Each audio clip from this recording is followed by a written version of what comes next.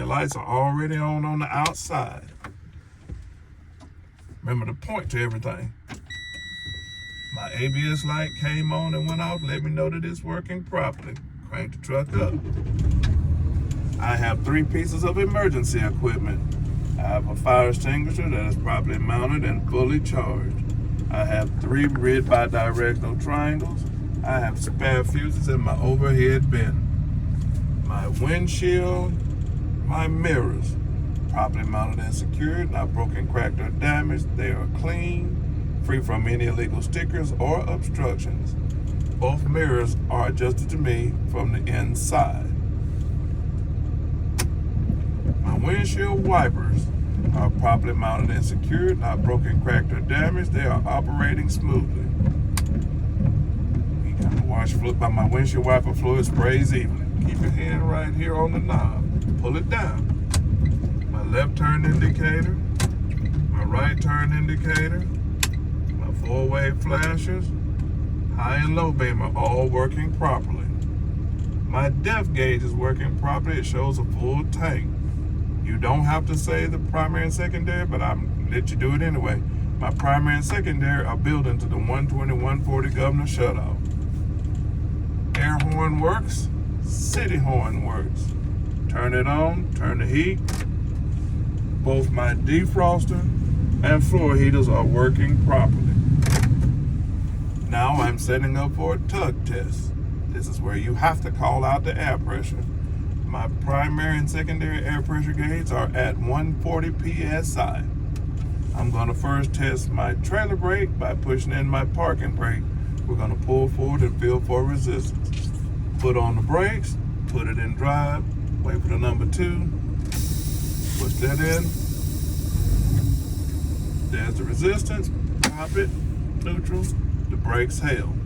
Now I'm gonna test my parking brake by pushing in my trailer brake. Just repeat the process.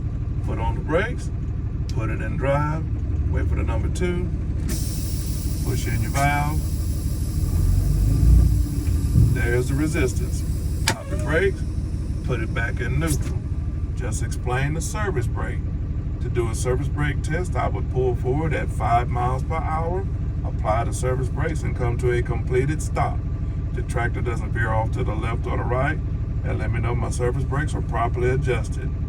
Now I'm setting up for a lab test. By building my primary and secondary back to the 120/140 governor shutoff, we're gonna listen for a sneeze. Just rev the truck up. You ain't gotta get past 1500, just rev it up.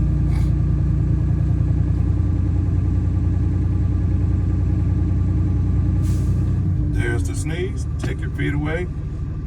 It sneezed at 140 psi. Now I'm going to turn the truck off, turn it to the on position, push in both valves. At this point, don't reach back up there and touch it. Now I'm going to do an air leakage test. This is where I'll apply the brakes and hold them for 60 seconds, and I shouldn't lose no more than 4 psi. Examiner, would you please time me? When he says go, put your feet on the brakes. He is going to give you 64 seconds. When he says time, take your feet off the brakes. You heard the brakes release. I didn't lose no more than 4 psi within that 1 minute. Now I'm gonna do my low air warning devices. This is where I'll fan the brakes down to 55 psi. Both indicators should come on. Fan it down. This is where I'll tell y'all to get it down to about 50-ish. It'll jump up. Both devices came on at 55 psi. Now I'm going to do an emergency brake test. This is where I will continue to fan my brakes down between 45 and 20 psi. Both valves should pop out. Don't look at the gauges. Don't look at the examiner. You look at that. Both valves popped out at 20 psi. Reach over, crank the truck up. While your truck is building up, examiner, would you assist me with my outside light operations?